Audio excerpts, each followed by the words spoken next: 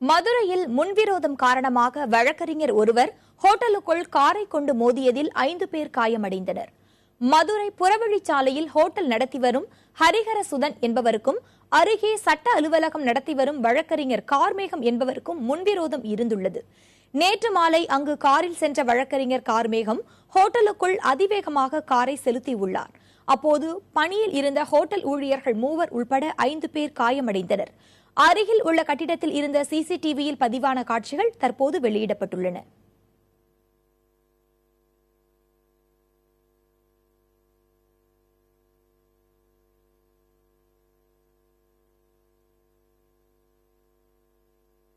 வந்து பப்ளிக் 2-3 பேரை தட்டி விட்டான் சார். அப்புறம் நேராக 140 கிலோமீட்டர் ஸ்பீடில் காரை கொண்டு நேராக ஹோட்டலுக்குள்ளே ஏற்றிட்டான் சார். நாங்கள் 10 பேர் தொழில் நடந்துகிட்டு இருக்க கடையில் ஏற்றிட்டான் சார். ஏற்றினதில் பொதுமக்கள் ரொம்ப இது பண்ணி அவங்கள அவனை அடிச்சிட்டாங்க சார். 2-3 பேரை பைபாஸில் தட்டி விட்டதுனால அவங்களே அவங்கள விட்டு அடின்னு அடிச்சாங்க சார்.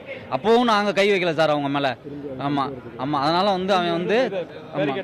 அவன் பழையபடி பார்த்தீங்கன்னா இரும்பை தூக்கி கம்பியை தூக்கி கொலை பண்ண வந்தான் சார் 4-5 பேரை.